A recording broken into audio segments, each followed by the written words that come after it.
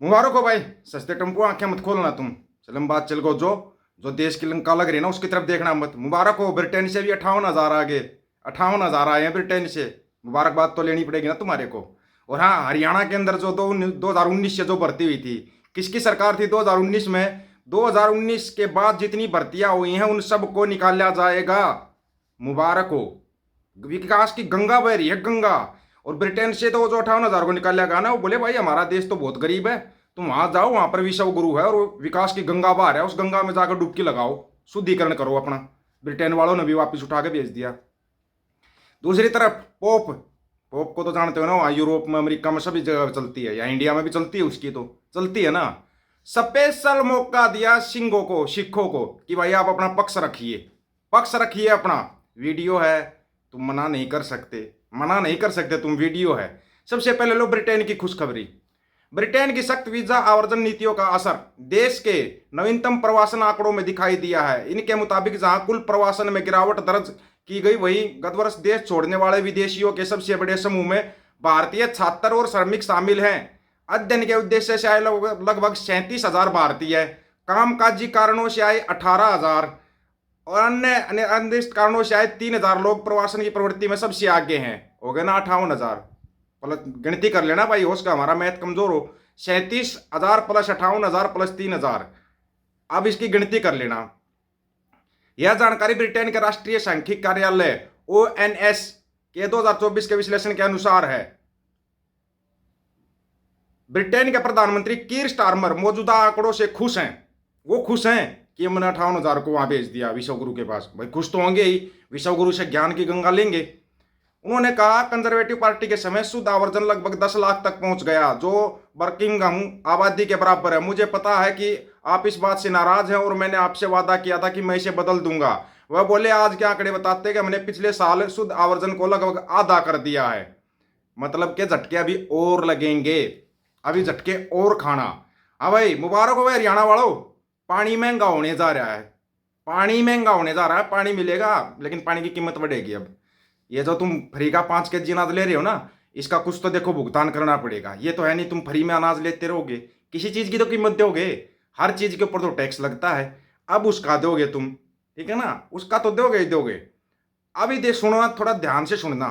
जो वहां पर सिंह साहब ने अपने विचार रखे ना पोप के सामने, समझ में ना आए वीडियो ले लेना, एक बार देखना वीडियो को 10 बार देखना। क्या बात थी, मतलब सभी इकट्ठे हुए थे, सभी देशों के प्रतिनिधि तो आए थे, सभी देशों के प्रतिनिधि। भाई सऊदी अरब से भी, चाइना से भी, सभी जगह से, अमेरिका से, जापान से, सब जगह के आए थे। फिर सिखों को भी बुलाया गया, भैया आप भी अपना पक्ष रखिए, आप भी अपना पक्ष रखिए, अपनी बात रखिए। पूरा सुनना और ध्यान से सुनना इसको, फिर उसके आगे बताएंगे आप ये था क्या। And let us now listen to Dr. Rajwant Singh, founder and president of EcoSik. His Holiness and all the esteemed leaders from all faith communities, this is the most powerful platform that we have created for the world and for the leadership of this entire planet. We are sending a very strong signal, and in the words of Guru Nanak, the founder of the Sikh faith, who was a singer and a poet, because the message has to hit the heart, not the minds of the people, but we have to reach out to the hearts of every human being. And I would want to share the words that Guru Nanak sang. Pavan Guru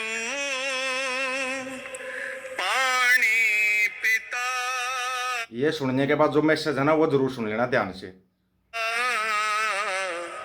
माता तरत महत दिवस रात दोए दाई दाया खिले सगल जगत माता तरत महत।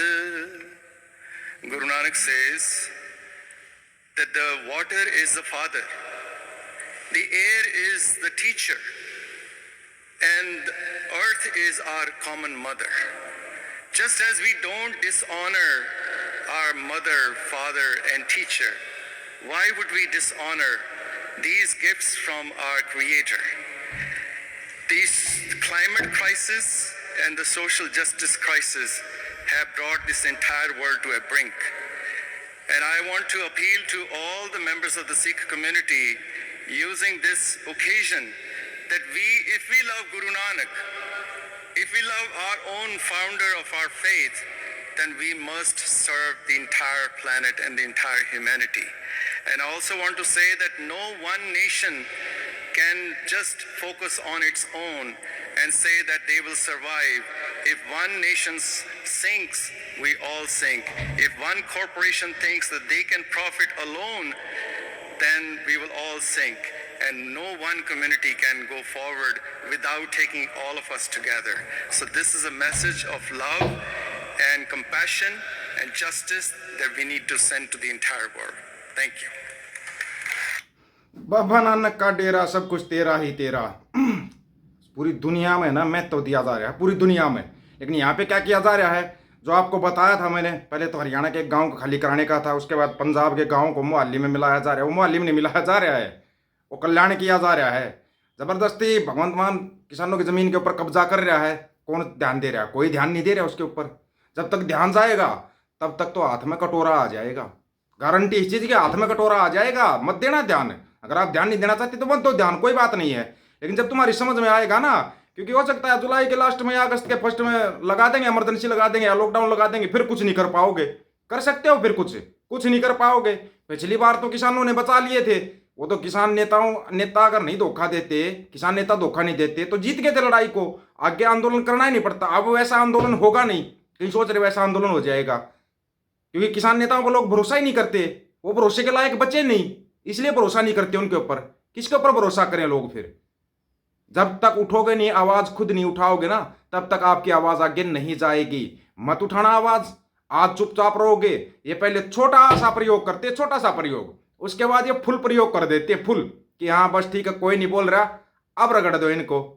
क्या किया? जो निकिता तिवारी थी या पांडे थी, क्या थी, उसको निकाला गया था ना, विंग कमांडर को निकाला गया था नौकरी से। सुप्रीम कोर्ट में जाकर माफी मांगनी पड़ी, क्योंकि ऑपरेशन सिंदूर की वही थी मेन, तो वही थी, और उसको नौकरी से निकाल रहे थे। वो सुप्रीम कोर्ट में गई तो वहां तारीफ करने लगे उसकी। बस इतना ही वो है इनका। जब तक इनके सामने खड़े नहीं होगे, सवाल नहीं करोगे, इनको जवाब नहीं दोगे, तब तक ये लोग ऐसे ही नचाते रहेंगे, ऐसे ही नचाते रहेंगे। ये मत समझना कोई सरकार चल रही है यहाँ पे, कोई सरकार नहीं चल रही, सर्कस चला हुआ है। उस सर्कस के अंदर सभी भागीदारी करे, बस सबका मनोरंजन हो रहा है। कभी कुछ वीडियो आ जाते हैं, वीडियो दिखाया, ध्यान पलट दिया, दूसरी तरफ पता लगा बीजेपी के एक नेता ने तो गैंग रेप कर दिया महिला कार्यकर्ता के साथ, बीजेपी की महिला कार्यकर्ता के साथ। बेटी पढ़ाओ बेटी बचाओ, इन संस्कारी बलात्कारियों से बचाओ, इनसे बचाओ अपनी बेटियों को। ये है इनके हालात। उस चीज को, एक चीज को छुपाने के लिए दूसरी गंदगी फैला देते हैं, ताकि वो दूसरी गंदगी दबी रहे। क्या किया वो नेता? अभी तक बस माफी मांग रहा है। उस नेता के ऊपर कोई कार्रवाई की जिन्होंने कर्नल सोफिया कुरैशी के खिलाफ बोला था? किसी ने आवाज उठाई? जथेदार भाई जगतार सिंह हवारा के लिए उठा रहा है कोई आवाज? बस सब चुपचाप बैठे हुए हैं। जब खुद की बारी आएगी ना, तब पता लगेगा। मत उठाना आप आवाज। आप लोगों की क्या राय है इसके बारे में? अपनी राय रखना, आपकी राय का इंतजार रहेगा, क्योंकि आपकी राय बहुत महत्वपूर्ण है। सभी साथियों को राम राम, नमस्कार, आदाब, सत श्री अकाल। वीडियो को ज्यादा से ज्यादा शेयर, चैनल को सब्सक्राइब और बेल आइकन को जरूर दबाना दोस्तों। ऑफिशियल दीपक फौजी यूट्यूब चैनल, बात हक और सच की करेंगे, हक सच की बात हम करेंगे। वीडियो को शेयर करने की जिम्मेवारी आप लोगों की है। गज के आखो, वाहेगुरु जी का खालसा, वाहेगुरु जी की फतेह।